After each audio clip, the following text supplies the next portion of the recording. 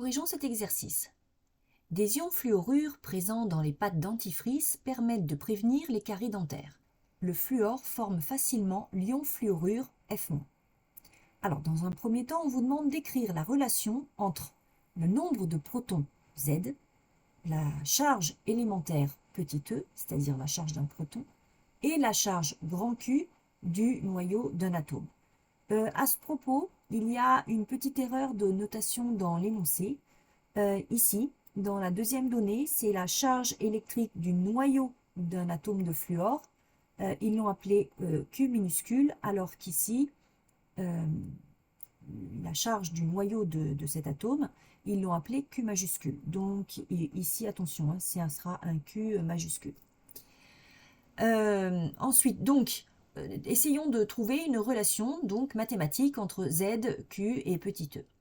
Eh bien, vous savez que le noyau de l'atome est composé de protons, qui sont des particules chargées positivement, dont la valeur de chaque charge de chaque proton, c'est justement petit e.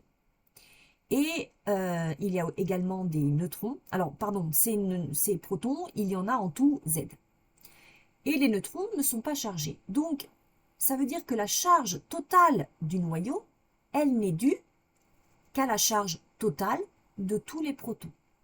Et donc, la charge totale de tous les protons, c'est la charge d'un proton multipliée par le nombre de protons.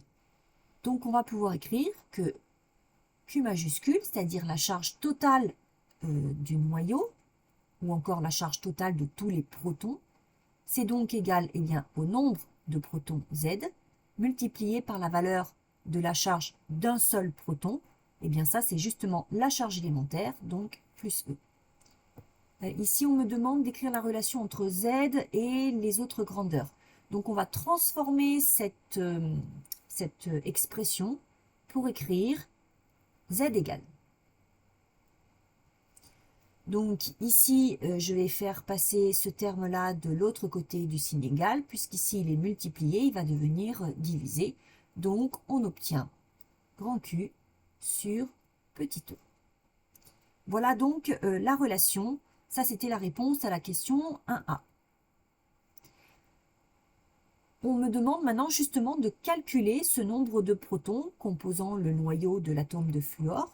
Eh bien, nous allons donc utiliser cette relation et faire l'application numérique puisque nous possédons toutes les données, à savoir, je vous ai dit ici grand Q et non pas Q minuscule, et puis la valeur de petit e. Donc, passons à l'application numérique. Alors, là encore, quand vous faites un rapport de deux charges entre elles, eh bien, ce qui est important, c'est qu'elles aient la même unité. Ce qui est le cas. Nous avons des coulombs ici et des coulombs ici. Donc, ici, Z, c'est un nombre de protons. Donc là encore, je ne peux pas dire, il y a un nombre de protons à virgule. C'est forcément un entier. Donc, si ça ne tombe pas exactement sur un entier, au niveau de mon calcul, eh bien, je m'en approche. Et ici, on trouve 9. Cela veut dire donc que l'atome de fluor possède 9 protons. Donc là, on vient de répondre à la question 1B. L'ion fluorure est-il un cation ou un anion? Et on vous demande d'en déduire le nombre d'électrons de l'atome. Donc ici, si je regarde bien la formule de l'ion fluorure que l'on me donne, eh bien je vois qu'il est chargé négativement. Ça, par définition, c'est un anion. Donc maintenant, le nombre d'électrons de l'atome.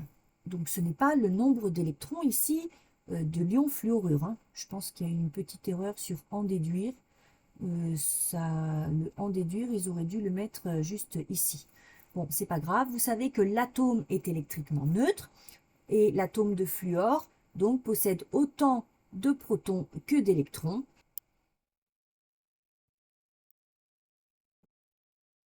Et enfin, question 3.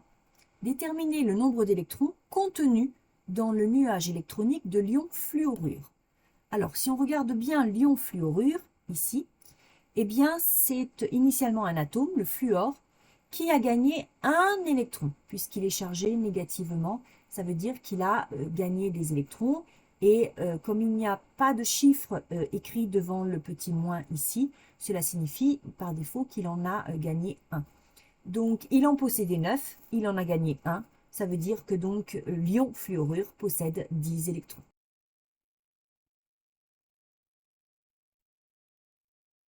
Et voilà pour cet exercice.